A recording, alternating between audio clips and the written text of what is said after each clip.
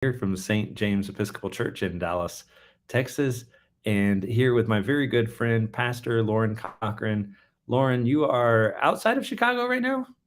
I am. I'm in the suburbs in Elmhurst. That's right. Yep. So I'm the senior pastor at Yorkfield Presbyterian Church. And the suburbs of Chicago are very dear to my heart with where I met Beck and all that kind of stuff. Uh, but apart from where you are, your friendship and your husband Daniel's friendship have been tremendous gifts for me and my family for longer than I will say out loud because you have already done a good job of making me feel old today. Uh, really, really grateful for you both, and you are godparents to one of our kids, and just really, really grateful for the way you have taught my daughter to. What was the you sent her a card like butt bunnies or something? Yeah, I think I was talking about making bread like everybody did in the pandemic, and we tried to make buns, and they ended up looking like little butts, and my kids called them butt buns. And so I thought that a 2-year-old would like to hear that in a letter that I sent her, and it apparently has lingered for some It's stuck. while. It's stuck. It's part of our vocabulary now. It's entered the Yeah. canon of things for us. But it's wonderful to see you and to be talking with you today. And we are starting a couple weeks into this season of Lent. Uh, we'll call it maybe a supplemental devotion, and we're looking at this book, Surrender by Bono.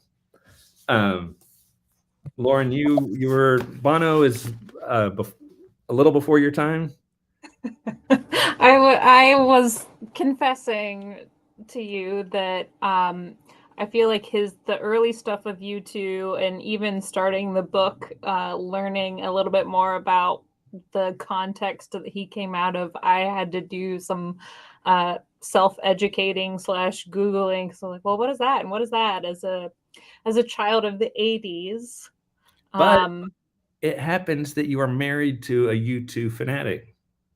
I am, and my spouse would probably shug off at fanatic, but he has been to see you two multiple times, and he could probably rattle off the names of their albums and which one he had first and how much he listened to it. And so, I, on the other hand, am more like listening to the radio, and I'm like, "Is that you too? It kind of sounds like you too."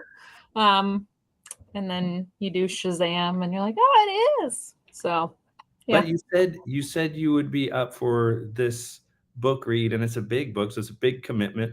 What Yeah. was the allure for you into getting to know this band a little better? Well, I'm a sucker for a good autobiography.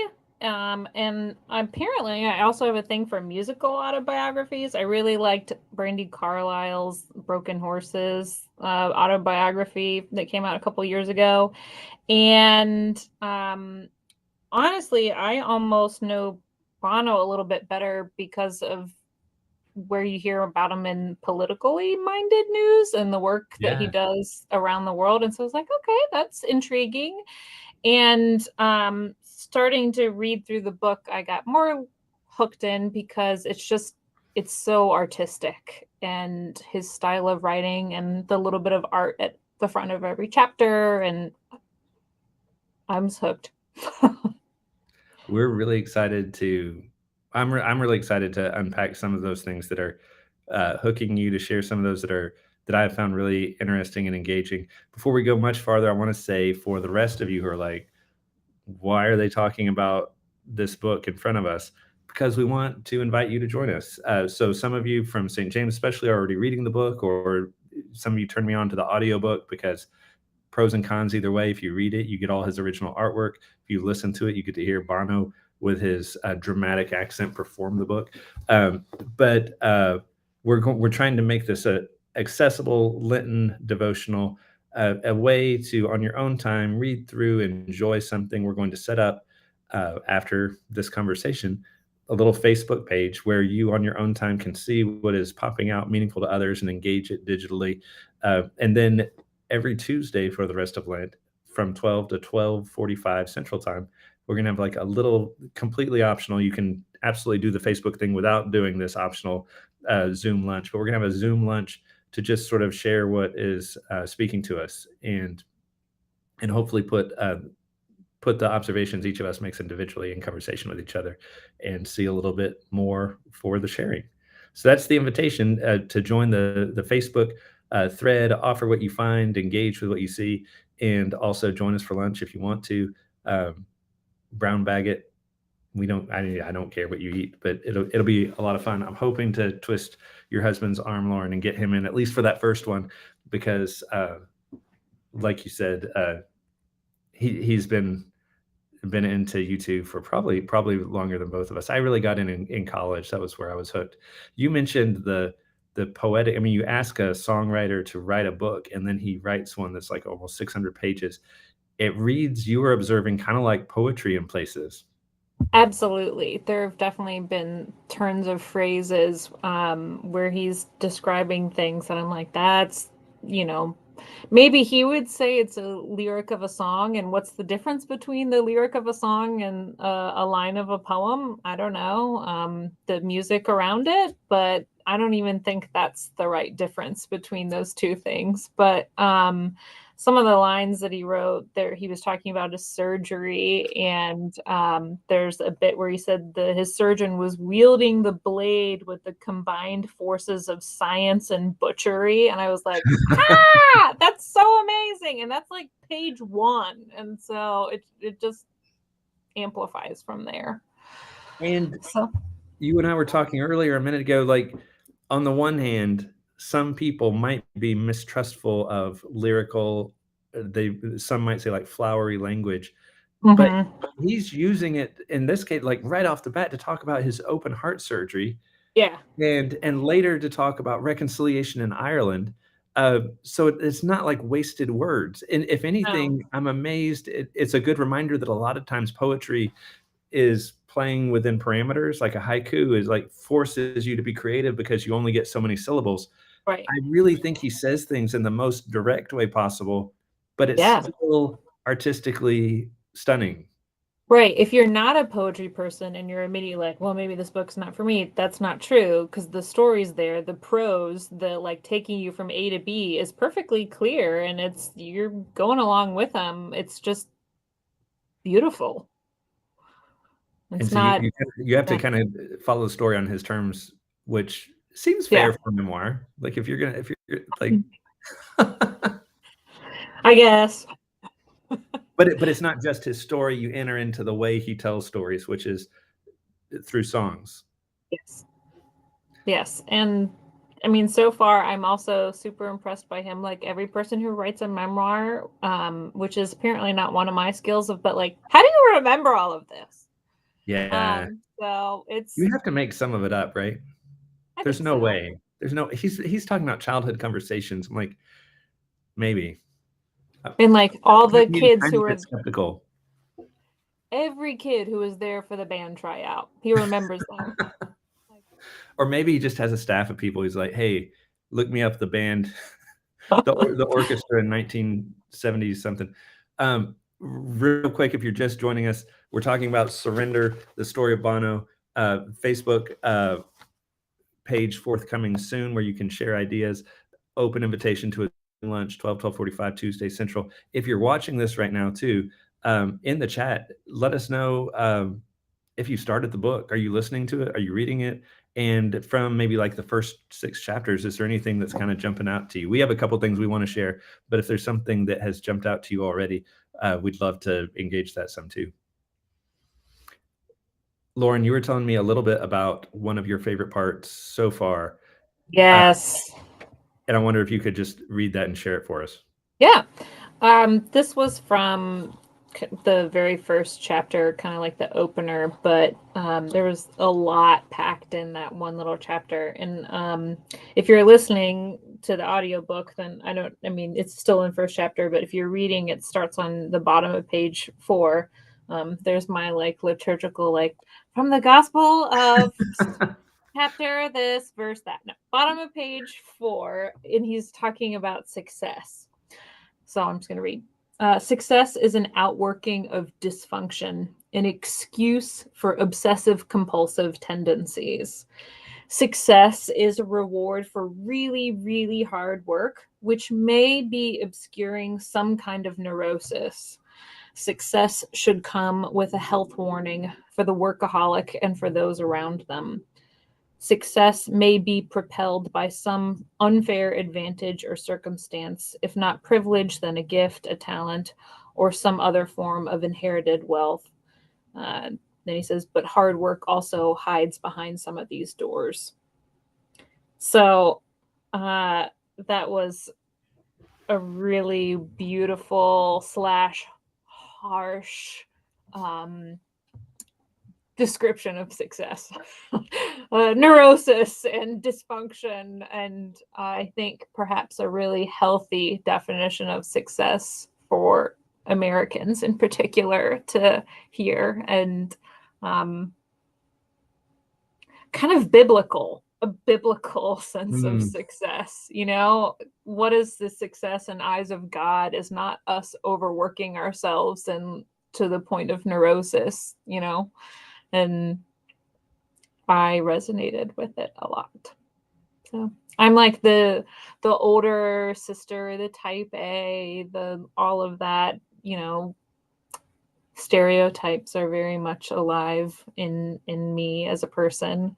I think as I get older, I'm leaning more into stepping away from the neurosis, but it's easier in some areas than others. And so thinking about this book, like with the lens of Lent over it, and like what yeah, is a successful Lenten season, and what does that even mean? And like, well, if we do Lent right, and if I read scripture enough, and if I fast on Fridays enough, then Jesus will be resurrected. Like, no, that's not right. that's not how it works. So I can't overfunction it to death.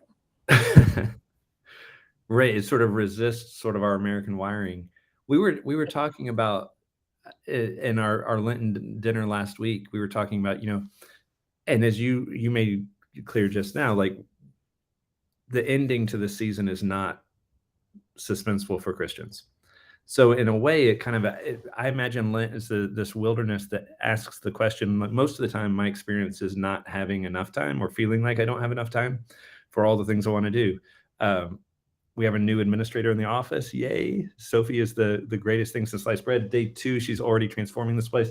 But like I was clearing off papers on my desk and was like, I figured out what I need, Sophie. I just need 8 more hours today than the 24. If I can sign up for 32 today, I think I can crush it. And then she helped me clear off a bunch of things, and we're off and running. But sometimes, and I think Lent is one of those times, um, I almost don't know how to say it as an American because I've been so shaped by those waters. Like, what happens when I know what it feels like to not have enough time? What happens if I'm given more time than I need? Mm. If we already know how this story ends, why are we taking 6, 7 weeks to get there? And we Mm. were talking last week about maybe sometimes the pace I keep, and I'll stick to I language for myself, not project on my church, but maybe sometimes the pace I keep is to protect me from things that would feel uncomfortable to me. And like Mm. Lent becomes that season to name that yeah, sometimes what I call success is really just my neurotic distracting myself from painful things. The church has understood the gift of seasons like Lent through centuries of tradition to make room for things like lament, like grief, for saying there are some really terrible things about the way this world is right now. And Bono gets into that with like the car bombs in Ireland and that kind of stuff. There are really terrible things that I would like to see made different, that grieve me and that I benefit from in some ways. Like, and Lent says, let's just sit with that for a minute. I'm like, I would rather not. I would rather go be successful. Right. Yeah. But to show up for stories that I don't have a good place in the story for. Um, Mm. like I think the white community has nothing but sort of a repentant listening still place in the story of racism in this country, right? Um, Yeah. So no, I'm not looking for a cape to solve that thing in a successful way, but just simply to be present, to listen, and to join in the communal lament. Um, that's not comfortable, but it's where my mind goes when you bring up, uh, I'm blaming you. No, when you bring up success and and Lent as an alternative, reading about that idea of success that we carry in this season that can mean something different for us. Mhm. I have had on my mind, like, today is International Women's Day, and Mm, it's like, if I feel like if you have a day or a month named after you, that means that that, like, somewhere you're still being oppressed a little bit. So I was thinking about, like, success. We celebrate women now. You have a whole day and a month that are about you. It's like, that's not what success is. That's someone's, like, dysfunctional view of, like, let's slap a sticker on it and say that women are happy now. yeah, Um, and the painful listening, the true lament would be that, like, women around the world are suffering. right. And not in the world of women, I've got it pretty good, and I recognize my privileges as a white woman, especially, and among many other things. But just, it's like those things of success. We've fixed that problem. We haven't, and then, yeah, like, removing all that and sitting with and listening to the painful stories that are still under all of that as a Lenten practice is, like, if you have a Monday, Thursday service and you're like, oh my gosh, we had 10 new visitors. Like, yeah, but Monday, Thursday, like, ends with Jesus being arrested. Like, why am I focusing on, like, we had 8 people come, or I don't know. Those Yeah. are like me wearing my pastor hat too. I'm kind of hopping around a little bit. But anyway, the reading that line of success, like, made me stop and go, ooh, and I'm going to read this to people at church and in devotions, and, like, that's going to make an appearance somewhere. It's well, it and the success is like on the other end of the thread of the title of the book in one of his great songs, right? It's the surrender, surrendering, like wanting. There's so many narratives that, like, my rightful place is to surrender my control attempts to control that narrative.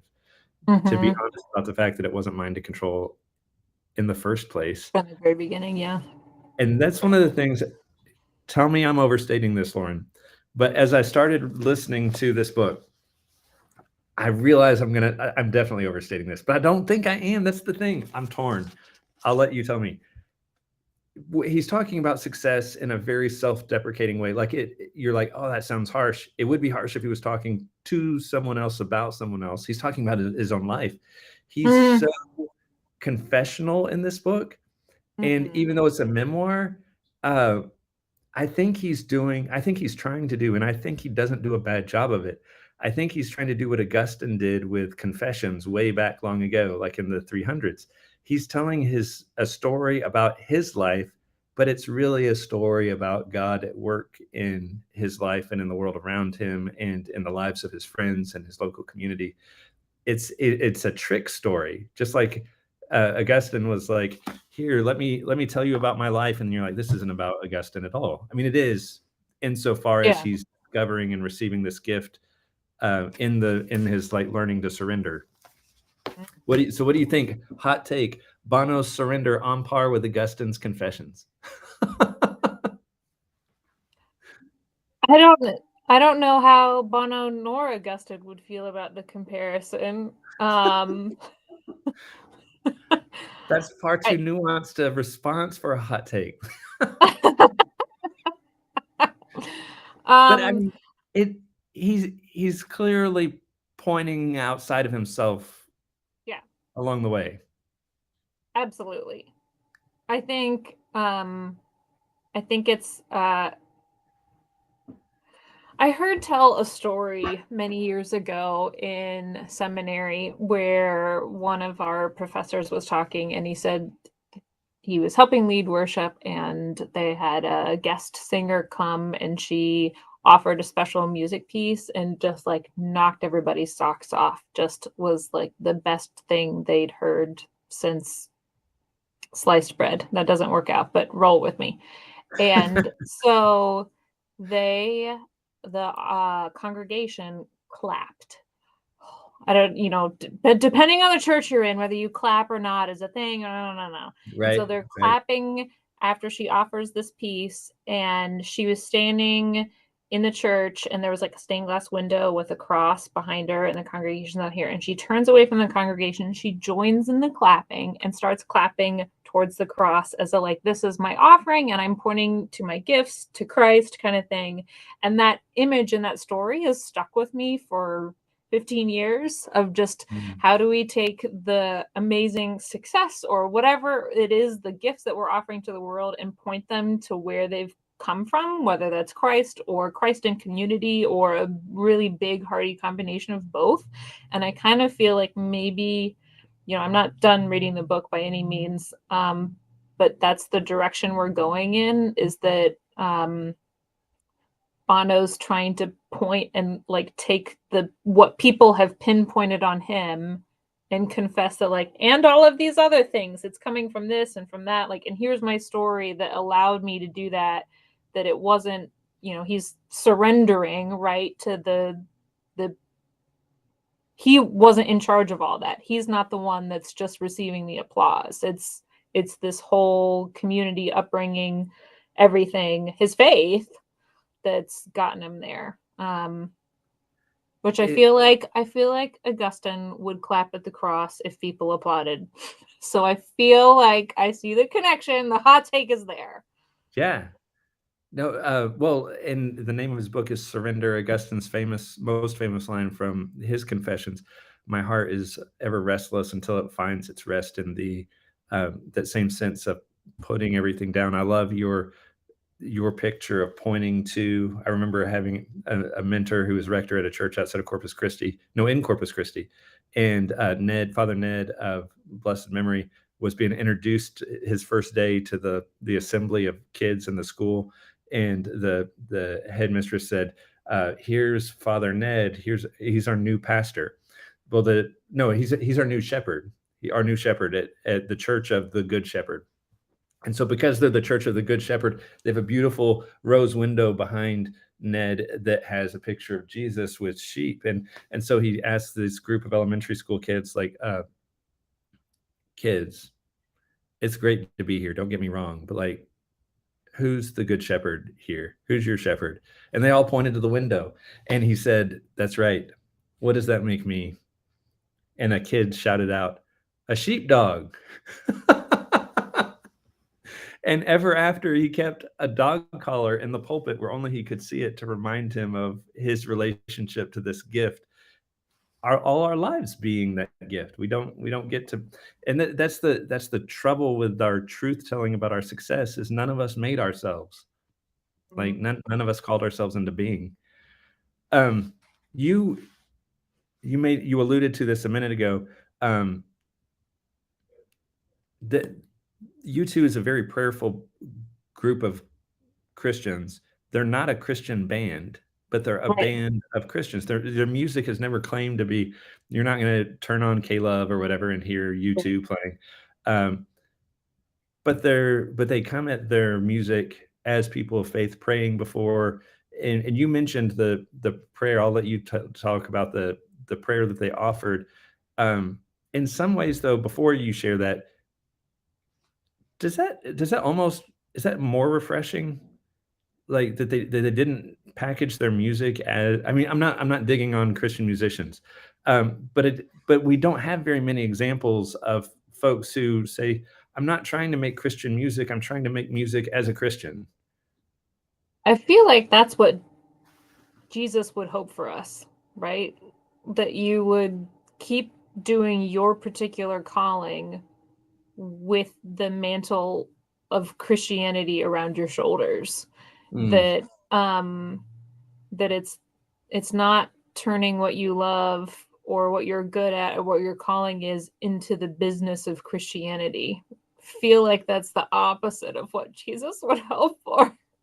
And then more about like living it into the world. I mean, it'd be hard to argue against the idea that like if U2 had marketed themselves as a Christian band, well, they probably might not have reached quite as many people as they did by being a band who is Christian. Um, and you can call that sneaky or not sneaky or brilliant or not brilliant, or I don't know. But I Right. enjoy them the way they are, I guess. Well, and brilliant insofar as the dimensionality of their witness is so multifaceted. Um, like they end up becoming a huge like their philanthropic work all over many countries in Africa, across the globe, um, being a little bit of a mystery, leaving people kind of wondering. Within the group, there are people of faith, not of faith, but they're doing this stuff in the name of their faith. Reminds me a little bit of Brother Roger of Taizé. Um, we talk about we don't have to have all the answers. We have permission to be as confusing as Jesus, who when he was asked a question or told a story that left people scratching their heads, he said, "Go be a parable of community. Mm, Go be a parable of friendship or hospitality." And what's a parable but a little confusing story that leaves people saying, maybe there's more to this world than I thought to be looking for. yeah. Maybe more is possible. But tell us about the prayer, just briefly, the prayer that they do pray before every concert.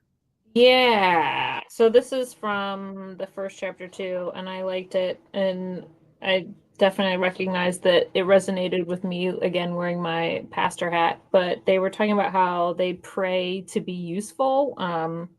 Again, starting on the bottom of page 8, is as we do before every show, we pray. Sometimes it can feel as if we're strangers praying to find the intimacy of a band that could be useful to our audience this evening. And then he talks a little bit more about useful and what does that mean. We begin our prayer as comrades. We end them as friends, finding a different image of ourselves, as well as the audience we're about to meet, who will change us again. Um, I And it, strive to be someone who prays before worship. And yes, I am equating my worship with my little congregation to Bono standing before 20,000 people. So, same, same. Um, it's identical, really. Like could be, right. yeah. Yeah. But but to be useful, and it sounds like he says later, it's curious and unromantic and a little dull, but it's so true. It's so true. That is like my ultimate desire as a pastoral presence on Sunday mornings, is to be useful both for God and Jesus and Spirit in our midst, but also for the congregation. Yes to all of that. And so, and the bit about like sometimes when you start the prayer, he said he and the band might feel like they're strangers trying to gather together. Um, when we gather for worship, each of us is coming from a different walk, even if it's over the last 24 hours before you'd seen somebody. And how do you get together and be intimate enough to be real enough in worship? I don't it was He said it better in the book than I can obviously articulate it, so I really appreciated that section. I was so glad you drew attention to that section when I think before we came on, I was mentioning like I appreciate how the the romantic sentiment and heart that Bono brings to his lyrics and everything. Uh, and in my family, I get teased a little bit for that. I cry at Ratatouille. It's a great movie. I stand by my claim that Home Alone is not really about Kevin McAllister at all. It's about the old man who finds redemption, reconciliation with his family, and that's why I sob. That's why I'm a blubbery mess. I make no apologies. But my family gives me a really, really hard time when Bono's talking about this prayer to be useful that you pointed out. I love what you pointed out. To be useful is a curious prayer. unromantic, a little dull even. And you can see like he just makes no apologies for the fact that he wants to see this world as beautifully as he can receive it while still being truthful. And so he kind of flips the table on my family at least and it's like with apologies, it's not very romantic or interesting. It's a little dull. And so I love that switch and kind of invites us into his very grandiose. He says he's a grandiose opera singer who um, his dad teased him, said he was really a baritone who was trying to sing tenor. And he said there's no greater insult, and he was also probably right. um, as we come toward the end, and again, the invitation for those who are watching, bless y'all if you made it to minute 30. But the invitation is to join the Facebook group that we'll post in the comments to this video to read the book, listen to the book, or just follow the conversation from a distance if you want to engage. We're trying to find a way to engage in Lent that has a devotional quality that doesn't require you to make a meeting time. So you can do it on your own time. And then for those who have a little bit of time, next Tuesday, join us on Zoom. We'll send the link from 12:45, short lunch break conversation about what the Spirit's showing us in this book. I guess I got to be careful. It's almost starting to sound like scripture too. But God can show up in Bono, right? Uh, he talks Absolutely. he talks about in those prayers, like he still gets nervous about the concert. He knows it'll go okay if he can enter into the songs because the songs will carry him. And then he says, if that sounds a little too romantic, I can see my wife rolling her eyes at like enter into the song. Okay. My wife is a realist who keeps me honest and I'm so much more grounded and better for it. But she would like totally write that off. He says, relax. We're going to take the rest of the book to explain what I mean by that. And then on page 18, he says, someone has likened prayer to being on a rough sea in a small boat with no oars. All you have is a rope that somewhere in the distance is attached to the port. With that rope, you can pull yourself closer to God. Songs are my prayers. I love that for so many reasons. The biggest of which is like, we don't think our way to faith in this life. We enter the story or we enter the song. I mean, that I think is really the only way to understand Lent and Holy Week, right? Where it's not a chance to necessarily to remind ourselves of facts that we didn't know before. It's not that we forgot the ending to the story.